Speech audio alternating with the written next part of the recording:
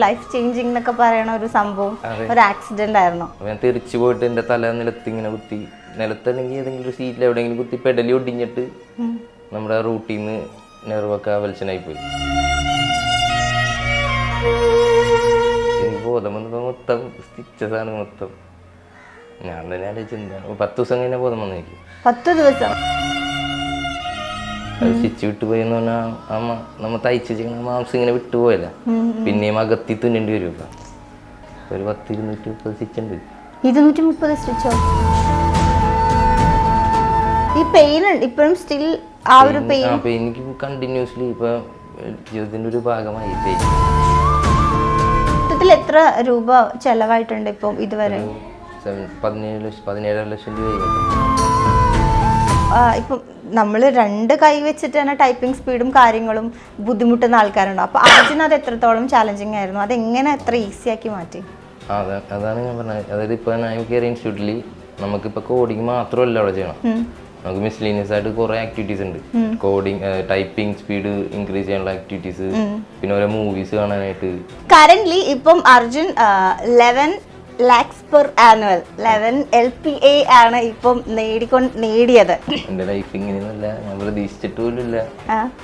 പക്ഷേ കറക്റ്റ് ഒരു road map വന്ന് നമ്മൾ അതായത് ഇൻഡിപെൻഡൻ്റ് ആയിട്ട് എല്ലാം ചെയ്യാൻ ഉള്ള ഒരു കഴിവ് നേടിത്തന്നത് prototyping.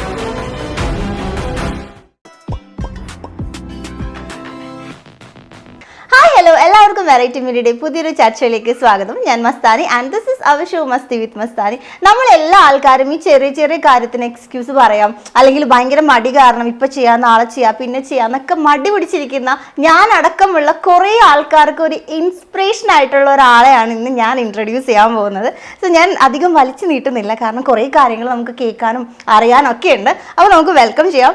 Hi Arjun. Hi Arjun, എന്തൊക്കെയുണ്ട് വിശേഷം? സുഖമായിട്ടിരിക്കുന്നു.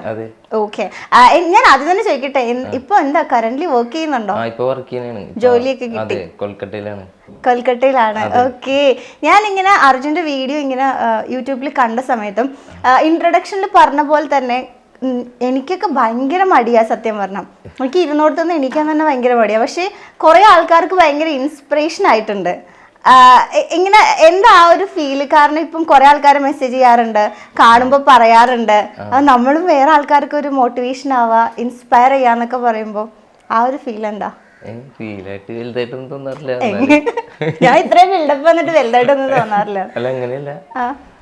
അതായത് മാക്സിമം നമ്മൾ എഫേർട്ട് ഇട്ട് നമുക്ക് അതിന്റെ റിസൾട്ട് കിട്ടും എന്നുള്ളത് മനസ്സിലായതുകൊണ്ട് എഫേർട്ട് ഇട്ടാണ്. അതായത് ഇപ്പൊ എല്ലാരും വർക്ക്ഔട്ട് ചെയ്യണത് ഇപ്പൊ 2 കൈ കൊണ്ടാണ്. അപ്പൊ ഞാൻ എന്തായാലും ഒരു കൈ കൊണ്ട് വർക്ക്ഔട്ട് ചെയ്യുമ്പോ അവരുടെ ഒരു ലെവൽ എത്തണമെന്നുണ്ടെങ്കിൽ കുറച്ച് കൂടുതൽ എഫേർട്ട് ഇടേണ്ടൊരു മൈൻഡാണ് വർക്ക് ചെയ്യണല്ലോ. അത്രേ ഉള്ളൂ. പക്ഷെ ആ എഫേർട്സ് ഒക്കെ ഇപ്പൊ കുറച്ചുകൂടി ഈസി ആയിട്ട് ഫീൽ ചെയ്യുന്നുണ്ടോ? ഇപ്പൊ കുഴപ്പമില്ല, ഇപ്പൊ ഹാപ്പിയാണ്. റിസൾട്ട് കിട്ടിയതിൽ ഒരു ഹാപ്പിനെസ് ഉണ്ട്. ശരി, നമ്മളിപ്പം അതായത് ഒരു ആക്സിഡന്റ് ആയിരുന്നു സ്റ്റാർട്ടിങ്, എല്ലാത്തിന്റെ ഒരു തുടക്കം അല്ലേ? ലൈഫ് ഒരു ടേണിംഗ് പോയിന്റ്, ഒരു ലൈഫ് ചേഞ്ചിങ് എന്നൊക്കെ പറയണ ഒരു സംഭവം ഒരു ആക്സിഡന്റ് ആയിരുന്നു. ശരിക്കും എത്ര നാള് മുന്നേ ആയിരുന്നു അത്? ഇപ്പൊ 2.5 വർഷം കഴിഞ്ഞ്. ഞാൻ നേരത്തെ ഒരു AC മെക്കാനിക്കായിട്ട് വർക്ക് ചെയ്യണായിരുന്നു. ഇപ്പൊ കംപ്ലീറ്റ്ലി ഡിഫറെന്റ് ഫ്രം ഈ നോൺ IT ബാക്ക്ഗ്രൗണ്ടിൽ നിന്നായിരുന്നു. ഇപ്പൊ ഞാൻ IT ഫീൽഡാണ്. അപ്പൊ ഞാൻ ഇങ്ങനെ വയ്യാണ്ടായി, അതായത് ആക്സിഡന്റ് ആയി പോവാൻ വേണ്ടി ഇരിക്കണേ, ഒമാനിൽ പോവാൻ വേണ്ടി ഇരിക്കണായിരുന്നു. 2 ദിവസം കഴിഞ്ഞ്. അപ്പൊ അതിന്റെ 2 ദിവസം മുമ്പാണ് ഇതൊരു ആക്സിഡന്റ് ആണത്. പെട്ടെന്നാണ് എല്ലാം ചേഞ്ച് ആയത്. പിന്നെ വേറെ എന്തെങ്കിലും ഒരു പ്രൊഫഷൻ ചൂസ് ചെയ്യണമെന്നുള്ളത് മനസ്സിലായി. പിന്നെ ഇനി ആ ഒരു പ്രൊഫഷനിൽ സ്റ്റിക്ക് ഓൺ ചെയ്യാൻ പറ്റില്ലെന്ന് മനസ്സിലായി കഴിഞ്ഞപ്പോ വേറൊരു പ്രൊഫഷൻ ചൂസ് ചെയ്യണമെന്ന് ഇങ്ങനെ ആലോചിച്ചപ്പോഴാണ് ഞാൻ ഇങ്ങനെ ഒരു പ്രോട്ടോടൈപ്പ് എന്ന് പറഞ്ഞ ചാനലിനെ കുറിച്ച് അറിയണത്. പിന്നെ അവിടെ ചെന്നപ്പോ എന്റെ ലൈഫ് മൊത്തം മാറ്റി അവര് തന്നെ.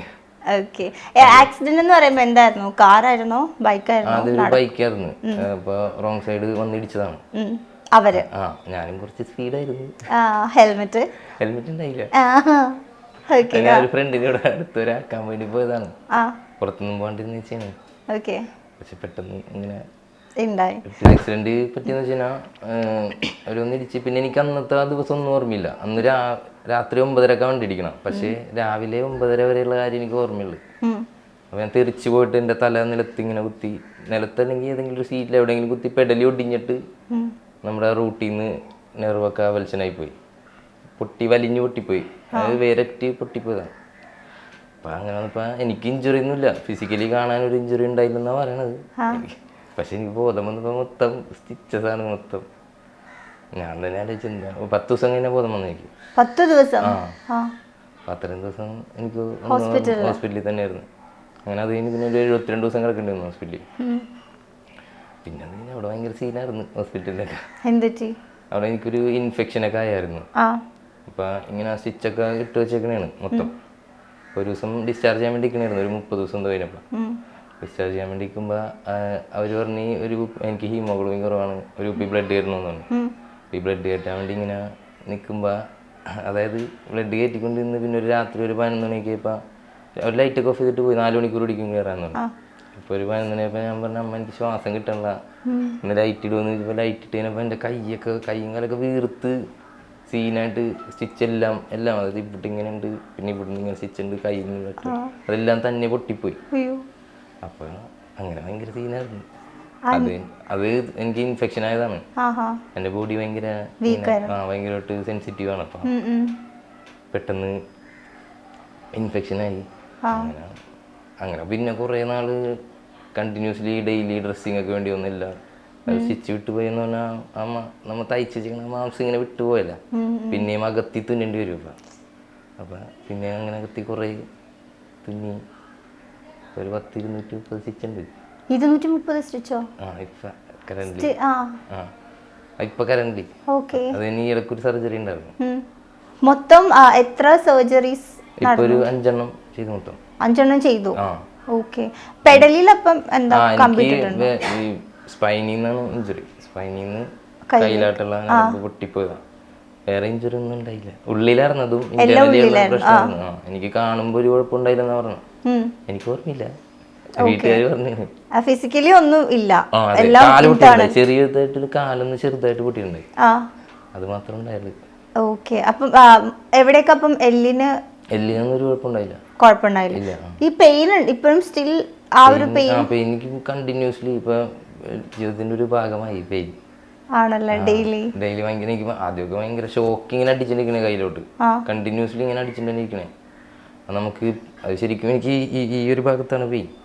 പക്ഷെ അത് ഇവിടെ നിന്നുള്ള ഒരു പ്രശ്നത്തിന്റെയാണ് അങ്ങനെയുള്ള പെയിൻ, നമ്മുടെ ബ്രെയിൻ സെൻസ് ചെയ്യുന്നതിന്റെ ഒരു ഇതാണ് ശരിക്കും. ഷോക്ക് എന്ന് പറയുമ്പോൾ അതെ, ഷോക്കിങ്ങിന് ഒരു നമ്മുടെ വേറെ നെർവുകളൊക്കെ ഉണ്ടാവുമല്ലോ, അങ്ങനെയുള്ള ബ്ലഡിന്റെ ആർട്ടറി നെർവ് അങ്ങനെയുള്ള നെർവുകളൊക്കെ. അപ്പൊ ഈ നമ്മുടെ മസിൽ നെർവ്സ് ഒന്നും കണക്ട് അല്ലാത്ത കാരണം ആ ഉള്ള നെർവിന്റെ കൂടെയുള്ള സെൻസിറ്റിവിറ്റി ഇങ്ങനെ ഭയങ്കര ഒരു കറണ്ട് പോലെ ഭയങ്കര പെയിൻ ആയിട്ട് ഇങ്ങനെ പോയിക്കൊണ്ടിരിക്കുന്നു. മരുന്ന് കഴിക്കുന്നുണ്ട്. അപ്പൊ ഇപ്പം കറന്റ്ലി അതിന്റെ പെയിൻ കില്ലേഴ്സ് എടുക്കുന്നുണ്ട്. പെയിൻ കില്ലേഴ്സ് എന്ന് പറയുമ്പോൾ ഇപ്പൊ ഡെയിലി എങ്ങനെയാ? നേരത്തെ ഒരു 10 എണ്ണമൊക്കെ ഉണ്ടായി, ഒരു 28 എണ്ണമൊക്കെ ഉണ്ടായി, ഇപ്പൊ ഒരു 12 എണ്ണമൊക്കെ ഉണ്ട്. ഡെയിലി 28 പെയിൻ കില്ലേഴ്സ് നേരത്തെ ഉണ്ടായി. അപ്പൊ അതിന്റെ ആ ഒരു സെഡേഷനും കാര്യങ്ങളൊക്കെ അത് ആദ്യമൊക്കെ ഭയങ്കര ഉറങ്ങി സീനായി പോയിരുന്നു. പിന്നെ കഴിച്ച് നമ്മുടെ ബോഡിയായിട്ട് അഡ്ജസ്റ്റ് ആയി കഴിഞ്ഞാൽ പിന്നെ നമുക്ക് അതിന്റെ ഒരു ഇതൊന്നും ഉണ്ടാവില്ല. ഇല്ല. ഇപ്പം കൈ ഇപ്പം എന്താ ഇപ്പം അവസ്ഥ? ചെറുതായിട്ട് ഇങ്ങനെ അപ്ഡക്ട് ചെയ്യാൻ പറ്റും, ചെറുതായിട്ട് ഇങ്ങനെ അപ്ഡക്ട് ചെയ്യാം. പിന്നെ ഈ ഫിംഗർ ഫ്ലെക്ഷൻ ഒന്നും ആയില്ല. അത് വലത് കൈയല്ലേ? അതെ, വലത് കൈ. അപ്പം ഇപ്പൊ കംപ്ലീറ്റ്ലി യൂസ് ചെയ്യുന്നത് ഇടത് ലെഫ്റ്റ് ഹാൻഡ് ആണ്. അപ്പം എഴുതാനും ബാക്കിയുള്ള കാര്യങ്ങളൊക്കെ ആണോ? അതെങ്ങനെയായിരുന്നു ആ ഒരു സ്വിച്ചിങ്? കാരണം നമ്മളിപ്പം വലത് കൈ കൊണ്ട് ചെയ്ത് ശീലിക്കുന്ന കാര്യങ്ങൾ പെട്ടെന്ന് ഇടത് കൈയിലേക്ക് മാറുമ്പോൾ. ആദ്യമൊക്കെ ഹോസ്പിറ്റലിൽ കിടക്കുമ്പോൾ തന്നെ ഞാനിപ്പോൾ എനിക്ക് പറ്റിയ ഇഞ്ചുറിനെ കുറിച്ച് തന്നെ എഴുതി പഠിക്കുമായിരുന്നു, എങ്ങനെ എന്താ പറ്റിയേക്കണേന്നൊക്കെ. അപ്പൊ അത് ഇടത്തെ കൈ കൊണ്ട് ആദ്യമൊക്കെ മര്യാദക്കൊന്നും ചെയ്താൽ പറ്റില്ല, പിന്നെ അറബി ഭാഷയൊക്കെ പോലെ ആയിരുന്നു. പിന്നെ ഒരു ചെയ്ത് സെറ്റായി. പിന്നെ ഞാൻ ഇതുപോലെ ഇങ്ങനെ ഈ ഒരു പ്രൊഫഷൻ ചൂസ് ചെയ്യാൻ നേരത്ത് ഈ പ്രോട്ടോടൈപ്പിന്റെ ചാനൽ ഉണ്ട് കഴിഞ്ഞപ്പോൾ പിന്നെ അതിനെക്കുറിച്ച് കുറെ എഴുതാൻ തുടങ്ങി. അങ്ങനെ എഴുതാൻ പഠിച്ച പ്രാക്ടീസ് ചെയ്തിപ്പം ഫ്ലുവന്റ് ആയിട്ട് ഇടത് കൈ യൂസ് ചെയ്യാൻ പറ്റുന്നുണ്ട്. ഓക്കെ. അപ്പൊ ഈ വലത് കൈ എന്താ ഡോക്ടേഴ്സ് ഇപ്പൊ എന്താ പറയുന്നത്? ഇത് ഗ്രാജുവലി റെഡി ആവും? ഒരു സർജറി കൂടി ഇപ്പൊ കറന്റ് പറഞ്ഞിട്ടുണ്ട്, അത് ചെയ്യാണ്ടിരിക്കണേണ്. ഇപ്പൊ ലാസ്റ്റ് ഒരു സർജറി ചെയ്തത് അത് സക്സസ് ആയില്ല. ഒരു പെയിൻ മാറാൻ വേണ്ടി ചെയ്തതാണ്. എന്റെ സ്പൈനി ഇവിടെയാണ് ചെയ്തത്. അതിങ്ങനെ നട്ടല് പൊട്ടിച്ചൊക്കെ എടുത്തിട്ട് മാറ്റിയിട്ടൊക്കെയാണ് ചെയ്തത്. അവിടെ സ്റ്റീലൊക്കെ ഇട്ട അവിടെ മൊത്തം. പക്ഷെ അത് വെറുതെ ഒരു ടെസ്റ്റ് ആയി പോയി. ഓക്കെ. അപ്പൊ അതുകൊണ്ട് പിന്നെ അടുത്തിട്ട് സർജറി ചെയ്യാൻ പേടിച്ചിരിക്കണേന്ന്. ഓക്കെ. 10 ദിവസം കഴിഞ്ഞിപ്പം ഹോസ്പിറ്റലിൽ നിന്ന് കണ്ണു തുറക്കുന്നു. അപ്പൊ ആക്സിഡന്റ് ആയ അത് അറിയായിരുന്നു, വണ്ടി ഇടിച്ചു, എനിക്ക് എന്തോ പറ്റി അതും അറിയില്ല. എനിക്ക് കണ്ണുറക്കുമ്പോ ഒന്നും മനസ്സിലാവണം എന്താ സംഭവിക്കണെന്നൊന്നും അറിയില്ല. പിന്നെ ഇവര് പറയുമ്പോഴാണ് എനിക്ക് ആക്സിഡന്റ് ആയി. ഇത്ര ദിവസം ഞാൻ ആലോചിക്കുന്നത് കൈയൊന്നും ഒടിഞ്ഞിട്ടുണ്ട്, ചെറിയ റെസ്റ്റ് എടുക്കേണ്ടി വരുമെന്നൊക്കെയാണ് ഞാൻ ആലോചിക്കണത്. പക്ഷെ പിന്നെയാണ് അതിന്റെ ഒരു സീരിയസ്നെസ് മനസ്സിലായത്. ഓക്കെ. ഈ 10 ദിവസം കഴിഞ്ഞ് കണ്ണ് തുറന്നപ്പോൾ ആ ഒരു എന്തായിരുന്നു ഫീൽ? പെട്ടെന്ന് നമ്മുടെ ആ ഒരു റിയാലിറ്റിയിലേക്ക് വരാനെടുത്തൊരു ടൈം അഡ്ജസ്റ്റ് ചെയ്യാൻ. എണീക്കുമ്പോ എനിക്ക് മൊത്തം ഭയങ്കര, അതായത് കണ്ണുറക്കണെങ്കിലും ചെറുതായിട്ട് കാണുന്നില്ല എല്ലാരും, ഒരു മയങ്ങിയ അവസ്ഥയാണ് എപ്പോഴും. മൊത്തം സർജറി ഒക്കെ ചെയ്ത് വെച്ചാൽ ക്ലാരിറ്റി ഉണ്ടായില്ല. ഒന്നിനൊരു ക്ലാരിറ്റി ഉണ്ടായില്ല. പിന്നെ 2-3 ദിവസം ഒന്ന് സെറ്റായി പയ്യെ വന്നത്. ആരാ ആദ്യം കണ്ടേ കണ്ണു പറഞ്ഞപ്പോ? അമ്മേനെ കണ്ടേ. ഓക്കെ. ഈ ആക്സിഡന്റ് ആവുന്ന സമയത്ത് ഒറ്റയ്ക്കായിരുന്നോ? ഇല്ല, ഫ്രണ്ട് ഉണ്ടായി. ഫ്രണ്ടിനെ ആക്കിയിട്ട് വളച്ചിങ്ങോട്ട് വണ്ടി ഇങ്ങനെ എടുത്തേ ഉള്ളു, അപ്പോഴാണ് ആക്സിഡന്റ്. ഓക്കെ. ഇപ്പം നമ്മളൊരു സർജറി ചെയ്തു, ഇപ്പം അതായത് പെയിൻ മാറും എന്നുള്ള പ്രതീക്ഷയിൽ നമ്മൾ അത് ചെയ്യുന്നു. അപ്പോൾ ഓൾറെഡി പറഞ്ഞു ഇത്ര % ഉറപ്പുണ്ടാവുള്ളൂ എന്ന് പറഞ്ഞു. ബട്ട് സ്റ്റിൽ അത് ആ ഒരു റിസൾട്ട് നമുക്ക് കിട്ടിയില്ലല്ലോ. ആ ഒരു ടൈമിൽ എങ്ങനെയായിരുന്നു ഹോസ്പിറ്റലുകാരുടെ ഒരു റിപ്ലൈ? നമുക്ക് ഒന്നും അവരോട് പറയാൻ പറ്റില്ല. അവർ ലാസ്റ്റ് തലേദിവസം കൺസേണൊക്കെ ഇട്ട് മേടിച്ചിട്ടാണ് എല്ലാം ചെയ്യണൊക്കെ. ഒരു തലേദിവസം ഇതുപോലെ പറഞ്ഞു. പിന്നെ എനിക്ക് ആദ്യ സർജറി ചെയ്ത ഡോക്ടറും അവിടെ ഉണ്ട് ഇപ്പൊ, പുള്ളിയുടെയും കൂടി ഒരു ഇതിലാണ് ചെയ്തത്. പിന്നെ എല്ലാം നമുക്ക് ഭാഗ്യം കൂടിയാണല്ലേ. അപ്പൊ ഇനി ഒരു സർജറിയും കൂടെ ചെയ്യണം? അതെ, സർജറി പറഞ്ഞിട്ടുണ്ട്. അത് എൻ്റെ ഷോൾഡർ ഡിസ്ലൊക്കേഷന് വേണ്ടിയാണ്. അത് ഷോൾഡർ ഡിസ്ലൊക്കേഷൻ ആവുന്നുണ്ട് നൈസായിട്ട് ഈ കൈ. അപ്പൊ അതൊന്ന് സെറ്റ് ആക്കാൻ വേണ്ടിയാണ് സർജറി. ഇപ്പൊ കൈ മര്യാദ പൊക്കാൻ വേണ്ടി. ഇപ്പൊ ഇങ്ങനെ ഒരു വിധം പൊക്കി വരുമ്പോ ഡിസ്ലൊക്കേറ്റ് ആവും. ഓക്കെ. അപ്പം ഇപ്പൊ ആ ഒരു ടെൻഷൻ ഉണ്ടോ, ലൈക്ക് അതിന് സക്സസ്ഫുൾ ആകുമോ? ടെൻഷൻ ഉണ്ട്. ടെൻഷൻ വേണോ? അതായത് വെറുതെ ഇപ്പൊ എനിക്ക് ചെയ്ത സർജറിയുടെ ഭയങ്കര പെയിൻ. എനിക്ക് നേരെ ഇങ്ങനെ ഇരിക്കാൻ പറ്റില്ല ഇപ്പൊ വർക്ക് ചെയ്യാൻ. നേരത്തെ എനിക്ക് അങ്ങനത്തെ കുഴപ്പമുണ്ടായില്ല. ഇങ്ങനെ ഇരിക്കാൻ കൈയിന്റെ വേദന മാത്രമേ ഉണ്ടായുള്ളൂ. അപ്പൊ എനിക്ക് ഇവിടത്തെ വേദനയും കൂടെ ആയി. കുറെ കഴിയുമ്പോ ഇങ്ങനെ ഹോൾഡ് ചെയ്യേണ്ട അവസ്ഥ വരും, ഇങ്ങനെ ഹോൾഡ് ചെയ്തെടുത്തേണ്ടി വരും. ഓക്കെ. മൊത്തത്തിൽ എത്ര രൂപ ചെലവായിട്ടുണ്ട് ഇപ്പം ഇതുവരെ? 17 ലക്ഷം രൂപയായി മൊത്തം. 17. ഓക്കെ. അത് ലൈക്ക് കടമായിട്ട് നിൽക്കുവാണോ? അതൊരു 11 ലക്ഷം രൂപയോളം നമുക്ക് ബോണ്ട്, ഇൻഷുറൻസ് ബോണ്ട് ഉണ്ടായി. അത് എൻ്റെ ആക്സിഡന്റിന്റെ ക്ലെയിമിൽ നിന്ന് ഇപ്പൊ കൊടുത്തി പോകുന്നില്ലേ, അതിന്റെ ക്ലെയിമിൽ നിന്ന് അവര് മേടിച്ചോളും പലിശ തരും. പിന്നെ ബാക്കി നമ്മൾ കയ്യിൽ നിന്ന് കൊടുത്തിട്ടുണ്ട്. ബാക്കി പിന്നെ വേറെ ഹോസ്പിറ്റലുകളിലേക്ക് വരണം. അപ്പൊ അതുകൊണ്ട് പൈസ കൊടുക്കുന്നത്. ഓക്കെ. ഈ 10 പെയിൻ കില്ലേഴ്സ് എടുക്കണമല്ലോ ഒരു ദിവസം. അപ്പോൾ നോർമലി ഇപ്പോൾ സാധാരണ ഒരു അളവിൽ നമ്മൾ എടുക്കുമ്പോൾ തന്നെ ഇതിൻ്റെ ഈ ഒരു സെഡേഷനും നമ്മൾക്കൊരു ക്ഷീണം കാര്യങ്ങളൊക്കെ ഉണ്ടാവും. അപ്പോൾ അതിൻ്റെ 10 ഇരട്ടി ആയിരിക്കുമല്ലോ അർജുൻ ഫീൽ ചെയ്യുന്നത്. അപ്പം കണ്ടിന്യൂസ് ഇങ്ങനെ എടുത്ത സമയത്ത് ഈ പെയിൻ കില്ലർ കഴിച്ചിട്ടും വലിയ എഫക്റ്റ് ഒന്നുമില്ല. അതായത് പെയിൻ അതുപോലെ സ്റ്റിൽ അതുപോലെ തന്നെ ഉണ്ട്, പിന്നെ ഒരു മാറ്റവും ഇല്ല. ഞാൻ അതായിട്ട് അഡാപ്റ്റ് ആയി. ഇപ്പൊ നല്ല ഭയങ്കരമായിട്ട് അഡാപ്റ്റായി. എന്താണെങ്കിലും പെയിൻ ആണെങ്കിലും നമുക്ക് എന്തായാലും ജീവിക്കണ്ടേ എന്നുള്ളൊരു മൈൻഡിൽ എല്ലാം ചെയ്യണം.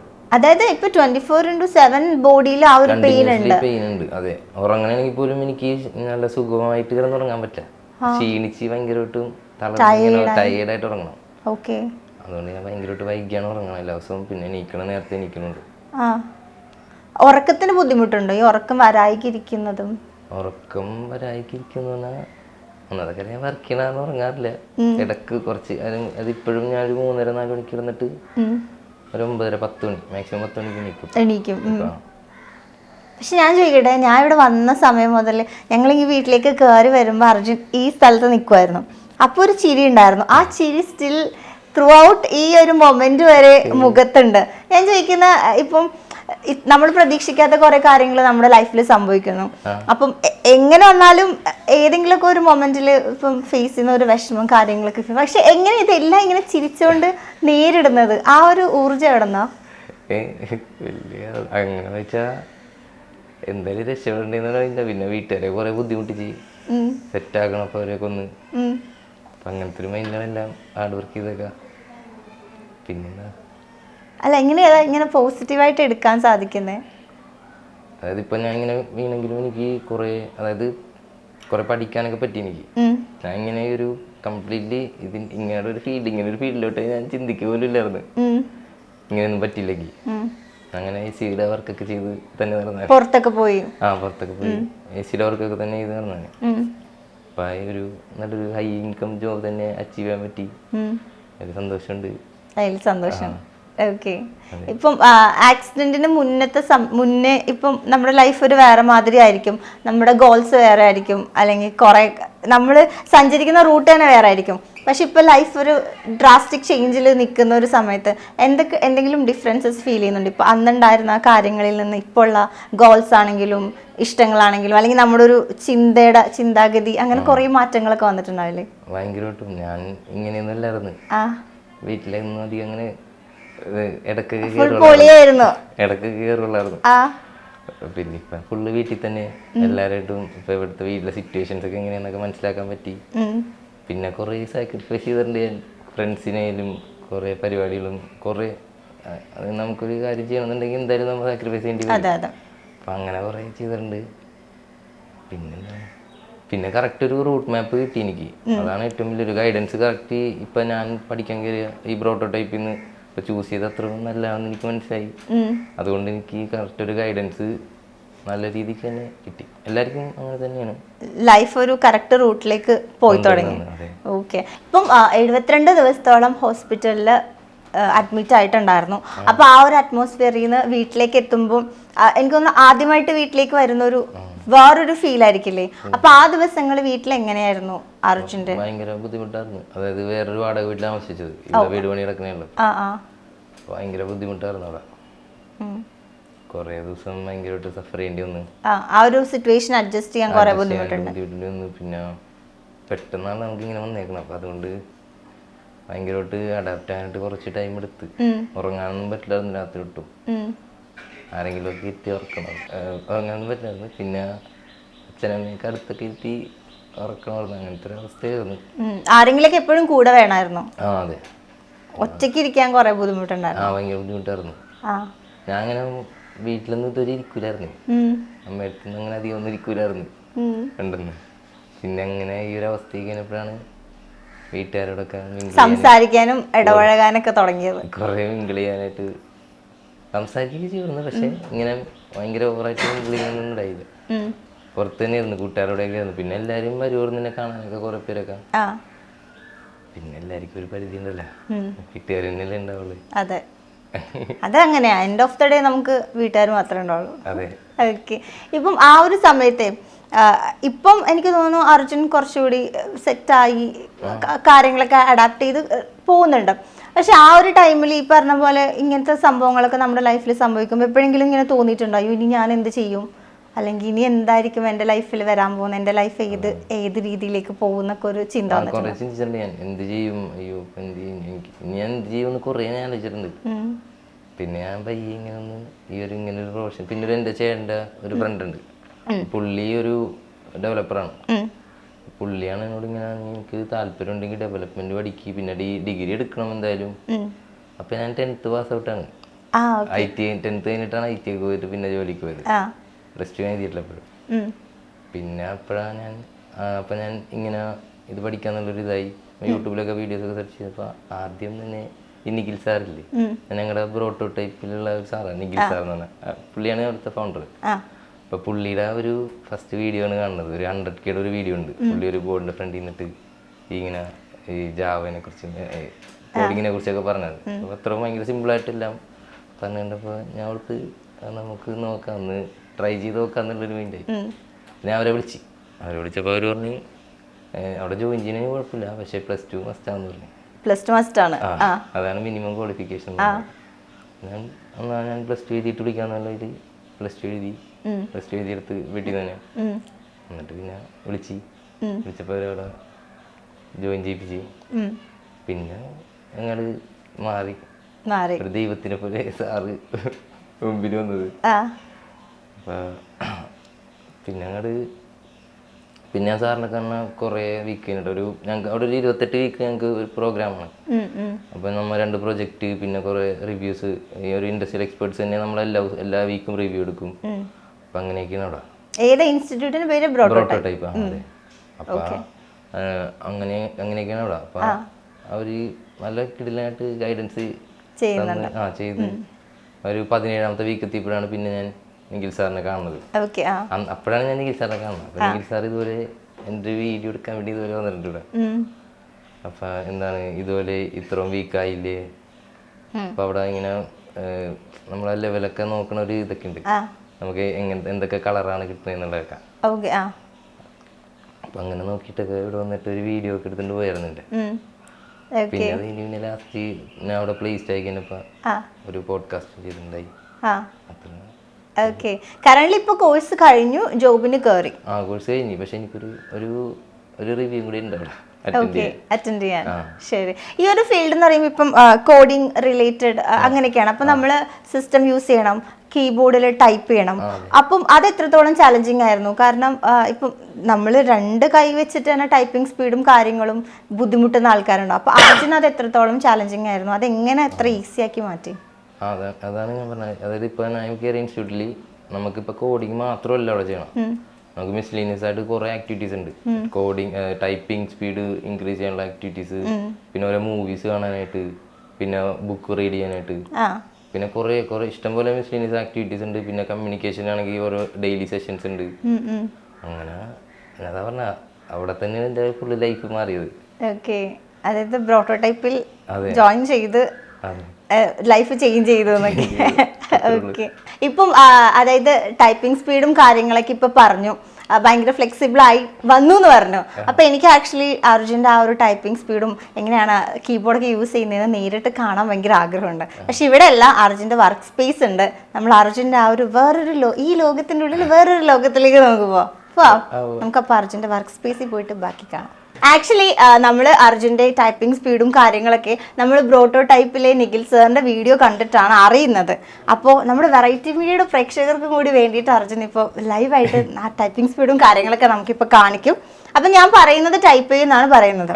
ഓക്കെ. ഞാൻ എന്തായാലും നമ്മുടെ ഏറ്റവും സിമ്പിൾ ആയിട്ടുള്ള ആമയുടെയും മുയലിനെയും സ്റ്റോറിയാണ് അർജുന് ടൈപ്പ് ചെയ്യാൻ കൊടുക്കുന്നത്. ഓക്കെ, സ്റ്റാർട്ട് ചെയ്യാം. വൺസ് അപ്പോൺ എ ടൈം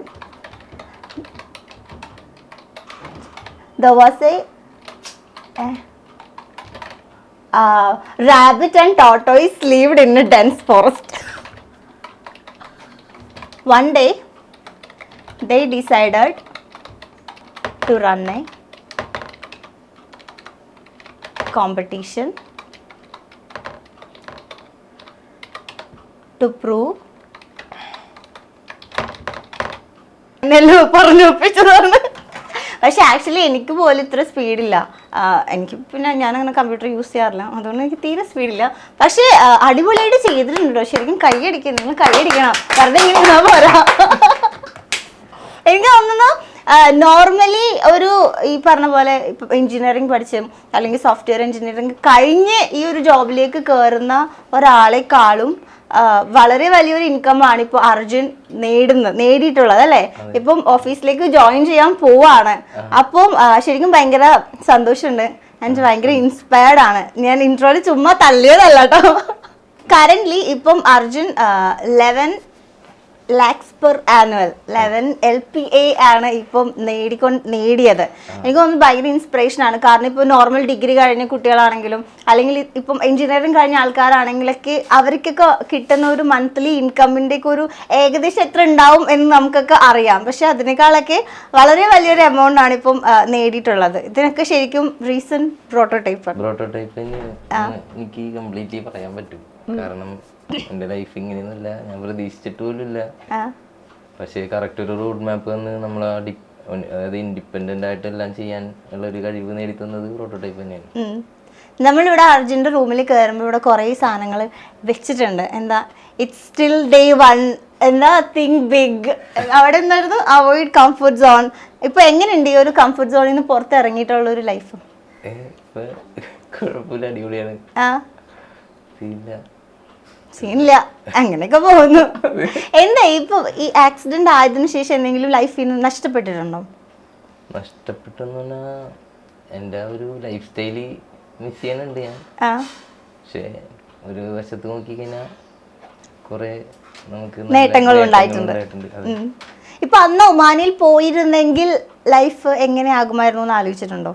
ഇപ്പോഴും എനിക്ക് ഇങ്ങനെ ഒരു ജോബ് അച്ചീവ് ചെയ്യാൻ പറ്റില്ല. സാലറിയും ഒരു ഹൈ ഇൻകം ജോബ് അച്ചീവ് ചെയ്യാൻ പറ്റില്ല. അതൊക്കെ ഒരു ഫിക്സഡ് ഒരു ജോബ് തന്നെയാണ്. നമുക്ക് എക്സ്പീരിയൻസ് കൂടുന്നതനുസരിച്ച് ഇൻകത്തിന്റെ വാല്യൂ വ്യത്യാസമൊന്നും വരാൻ ഇല്ല ആ ഒരു ജോബ് ചെയ്യണമെങ്കിൽ. ഓക്കെ. ഇപ്പം നമ്മൾ എത്ര മാസം പഠിച്ചാലാണ് ഈ ഒരു സാലറി ലെവലിലേക്ക് പോകുന്നത്? അവിടെ 28 വീക്കാണ് ഈ പ്രോഗ്രാം. വീക്കിലിയാണ് നമുക്ക് റിവ്യൂസ് നടത്തുന്നത്. ഒരു ഇൻഡസ്ട്രിയൽ എക്സ്പേർട്സ് എല്ലാ വീക്കും നമുക്ക് വന്ന് റിവ്യൂ എടുക്കും. അപ്പൊ നമുക്ക് അതിനനുസരിച്ചുള്ള ഗൈഡൻസ് കിട്ടും. അതായത് ഓരോ ടാസ്ക് നമുക്ക് പ്രൊവൈഡ് ചെയ്യും. ഞാൻ പറഞ്ഞില്ലേ, ഇപ്പൊ ടെക്നിക്കൽ ടാസ്ക് കൂടാതെ മിസ്ലീനിയസ് ആയിട്ട് ഒരുപാട് ടാസ്കുകളുണ്ട്. അപ്പൊ നമ്മുടെ പഠിക്കാനുള്ള കാര്യങ്ങൾ മാത്രമല്ല, നമ്മുടെ ലൈഫ് സ്റ്റൈലും കൂടി കംപ്ലീറ്റ്ലി ചേഞ്ച് ചെയ്യണേണ് അവര്. അപ്പൊ അങ്ങനെ ഒരു സ്ഥലത്ത് തന്നെ ചെന്ന് എത്തിപ്പെടാൻ പറ്റിയത് ഭയങ്കര സന്തോഷമാണ്. നമ്മളിപ്പോ ഈ ഒരു ഫീൽഡ് ഇപ്പൊ കുറെ ആൾക്കാർക്ക് ആഗ്രഹം ഉണ്ടാവും, എനിക്കും ഈ ഒരു കോഡിംഗ് റിലേറ്റഡ് അല്ലെങ്കിൽ IT ഫീൽഡിൽ പോകണം, പക്ഷെ എനിക്ക് IT ബാക്ക്ഗ്രൗണ്ട് ഇല്ല. അപ്പൊ നമുക്കും അറിയില്ലല്ലോ, നമ്മൾ ചിലപ്പോൾ ഹ്യൂമാനിറ്റീസ് അല്ലെങ്കിൽ വേറെ ഏതെങ്കിലും കോഴ്സ് എടുത്ത് അല്ലെങ്കിൽ നോർമൽ ഒരു ഡിഗ്രി കഴിഞ്ഞ ആൾക്കാർക്ക് ചിലപ്പോൾ ഈ ഒരു ഫീൽഡിലേക്ക് വരണം എന്ന ആഗ്രഹം ഉണ്ടാവും. പക്ഷെ ഇവിടെ നമുക്ക് ആ ഒരു ബേസിക് ബാക്ക്ഗ്രൗണ്ട് വേണ്ട. ഇപ്പൊ ജസ്റ്റ് ഒരു +2 ഉള്ള ഒരാളാണെങ്കിലും അവര് നിങ്ങളെ സെറ്റ് ചെയ്ത് വെക്കും. ഞാൻ തന്നെ ഏറ്റവും വലിയ എക്സാമ്പിൾ എനിക്ക് പറ്റിയെങ്കിൽ എല്ലാവർക്കും പറ്റുമെന്നുള്ളതാണ് എൻ്റെ ഒരു ഇത്. ഇപ്പം ആ ഒരു വർക്ക്ഷോപ്പ് ടൈമില് സെറ്റ് ചെയ്ത ആ ഒരു സാലറി ഗോൾസ് ഒക്കെ അച്ചീവ് ആയോ? ഞാൻ ഇത്ര ഒന്നും സെറ്റ് ചെയ്തിട്ടുണ്ടായില്ല. 3 വർഷത്തിലാണ് ആ ഒരു സെറ്റ്. നമുക്കൊന്ന് കാണാൻ പറ്റുമോ? കാരണം അർജുൻ ഇവിടെ ശരിക്കും ആക്ച്വലി ഞാനിതിങ്ങനെ ജസ്റ്റ് അറിയാണ്ടൊന്ന് തുറന്നു നോക്കി. അപ്പൊ ഈ ഗജനി സിനിമയിൽ നമ്മുടെ സൂര്യ ഇങ്ങനെ ഓരോന്ന് എഴുതിയൊക്കെ നോക്കിയില്ലേ, വള്ളി പുള്ളി വിടാതെ, അതേപോലെ എല്ലാ സാധനങ്ങളും ഈ ഒരു ഡ്രോയറിന്റെ ഉള്ളിലുണ്ട്. തോന്നുന്നു ഇതൊക്കെ പഠിക്കുന്ന സമയത്ത് ഇവിടെ വെച്ചതായിരുന്നു. എടുക്കാലോ അല്ലെ, with your permission. Okay. Arjun sign ചെയ്ത്, അതായത് ലെഫ്റ്റ് ഹാൻഡ് കൊണ്ട് സൈൻ ചെയ്ത് പഠിച്ചതാണ്. സൈൻ പുറത്ത് കാണിക്കാൻ കുഴപ്പമില്ല. ഇതാണ് ഇൻകം. നമുക്ക് അവിടെ ഒരു വർക്ക്ഷോപ്പ് ഉണ്ട്. അപ്പൊ വർക്ക്ഷോപ്പിൽ നമുക്ക് 3 വർഷത്തെ ഇൻകം കാൽക്കുലേറ്റ് ചെയ്യാനാണ്. 3 വർഷവും നമുക്ക് ഈ ഒരു സാലറി എത്തണം എന്നുള്ളത്. വിത്തിൻ 3 ഇയേഴ്സ് അല്ലേ? ഓക്കെ. ഓക്കെ. 1,27,750 അതായിരുന്നു 3 ഇയേഴ്സിലെ ഒരു ഇൻകം. പക്ഷെ അതിപ്പോ ഒരു 90 അച്ചീവ് ചെയ്യാൻ പറ്റി. ഓക്കെ. എത്ര നാളുകൊണ്ട്? 28 വീക്സ്. 28 വീക്സ്. ഫസ്റ്റ് ജോബിൽ തന്നെ ഈ ഒരു ഇടയ്ക്കൊരു ബ്രേക്ക് വന്നായിരുന്നു. എനിക്ക് സർജറി അപ്പൊ അതിനൊരു 3 മാസത്തെ ബ്രേക്ക് വന്നായിരുന്നു. ഓക്കെ. ഇതൊക്കെ കാൽക്കുലേറ്റ് ചെയ്ത് വെച്ചിട്ട് എനിക്ക് തോന്നുന്നു എല്ലാം ഭയങ്കര പ്ലാനിങ്സും കാൽക്കുലേഷനിലൊക്കെ ഉള്ള ഗൈഡൻസ് ആണ് നമുക്ക് തന്നത്. ഇതൊക്കെയാണോ ഈ ലെഫ്റ്റ് ഹാൻഡ് കൊണ്ട് എഴുതാൻ പ്രാക്ടീസ് ചെയ്തത്? അല്ല, ഇതൊക്കെ നമുക്ക് ഓരോ വീക്കിലും ടാസ്കുകളാണ്. ഒരു വീക്കിൽ എങ്ങനത്തെ എന്തോരം തീർക്കണം. ഓക്കെ. വീക്ക് 25 26 അങ്ങനെ 1 തൊട്ട് ഉണ്ട് വീക്ക്. പക്ഷെ ഹാൻഡ് റൈറ്റിംഗ് ഒക്കെ ലെഫ്റ്റ് ഹാൻഡ് ആണെങ്കിലും നമ്മളൊക്കെ ലെഫ്റ്റ് ഹാൻഡ് കൊണ്ട് എഴുതുമ്പോൾ ഒന്നും മനസ്സിലാവില്ല ആർക്കും. പക്ഷെ നല്ലതല്ലേ? നോർമലി എല്ലാവർക്കും പറ്റുന്ന കാര്യമല്ലല്ലോ. You are very special. Okay. Week 4. Okay. കൊറേ ഒപ്പിട്ട് പഠിച്ചിട്ടുണ്ടല്ലേ. ഇത് എത്ര പ്രാവശ്യത്തെ ട്രൈക്ക് ശേഷമാണ് ലാസ്റ്റ് സെറ്റ് ആയത്? ഞാൻ ട്രൈ ചെയ്തായിരുന്നു.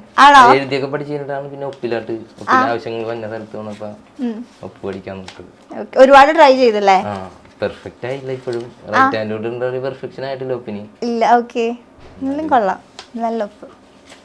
ഇവിടെ ഫുള്ളുണ്ട്. ഞാൻ പറഞ്ഞ പോലെ ഗജനിയിലെ സൂര്യന്റെ പോലെയാ, എല്ലാം ഉണ്ട് ഇവിടെ. Each and everything. എനിക്ക് തോന്നുന്നു ഇതൊക്കെ ഇവിടെ സ്റ്റിക്ക് ചെയ്ത് വെച്ച സാധനങ്ങളായിരുന്നു. അതായത് പഠിക്കുന്ന സമയത്ത്. ഇപ്പം ജോബ് സെറ്റ് ആയത് ഒക്കെ മാറ്റി. എല്ലാം അതിലേക്കായി. മോണിറ്റർ വെച്ച് എനിക്ക് വർക്ക് ചെയ്യാനായിട്ട് സുഖതാണ്. ഓക്കെ. ഓക്കെ. അപ്പം എന്തായാലും ഭയങ്കര ഒരു ഇൻസ്പയറിംഗ് ആയിട്ടുള്ള ഒരു ആളാണ് എൻ്റെ മുന്നിൽ ഇരിക്കുന്നത്. ലാസ്റ്റ് ആയിട്ട് ഒരു കാര്യം കൂടി ചോദിക്കാം. ഇപ്പോൾ ഈ പറഞ്ഞ പോലെ ചെറിയ ചെറിയ എക്സ്ക്യൂസസ് പറയുന്ന ആൾക്കാർ, അല്ലെങ്കിൽ കുഞ്ഞി കാര്യത്തിന് എനിക്കൊക്കെ ഭയങ്കര സത്യമായിട്ട് ഞാൻ ഭയങ്കര മടിയുള്ള ഒരാളോ, ഞാൻ ഇങ്ങനെ തള്ളി കൊണ്ടുവന്നതാണ്. അപ്പോൾ അതേപോലെ തന്നെ കുറേ ആൾക്കാർക്ക് ചിലപ്പം അർജുൻ്റെ ഈ ഒരു ലൈഫിൽ നിന്ന് കുറച്ച് ഇൻസ്പിറേഷൻ കിട്ടിയിട്ടുണ്ടാവും. അപ്പം ഈ മടിയും അല്ലെങ്കിൽ ഇങ്ങനെയുള്ള ആൾക്കാരോട് എന്തെങ്കിലും പറയാനുണ്ടോ? ലൈക്ക് പറയാൻ അഡ്വൈസോ അല്ലെങ്കിൽ എന്തെങ്കിലും അഡ്വൈസ് ഒന്നുമില്ല, ആ നമ്മ മനസ്സിലായ അതായത് നമുക്ക് എന്തെങ്കിലും ഒരു ബുദ്ധിമുട്ട് വന്നു കഴിയുമ്പോഴേ നമ്മ, അതായത് ഇപ്പൊ നമുക്ക് എന്തെങ്കിലും ഒരു ബുദ്ധിമുട്ടുണ്ടെങ്കിൽ നമ്മളേലും കുറച്ചുകൂടി ശോകമായിട്ടുള്ള ആൾക്കാരെ ചിന്തിച്ചാൽ മതി, നമുക്ക് കുറച്ചുകൂടി ഊർജം കിട്ടും. മുന്നോട്ട് പോവാൻ. പിന്നെ നമ്മ എന്തായാലും വർക്കൗട്ട് ചെയ്ത് നമ്മ കഷ്ടപ്പെട്ട അതിനുള്ള റിസൾട്ട് ഉറപ്പായിട്ടും കിട്ടിയിരിക്കും. നമ്മ ഹാർഡ് വർക്ക് ചെയ്യുന്നുണ്ടെങ്കിൽ എന്തായാലും എപ്പോഴായാലും അത് കിട്ടിയിരിക്കും എന്നുള്ളത് ഉറപ്പാണ്, 100%. ഓക്കെ, വെന്തറിസവേ എന്നൊക്കെ പറയുന്ന പോലെ. അതെ. ഓക്കെ, അപ്പൊ എന്തായാലും thank you so much Arjun.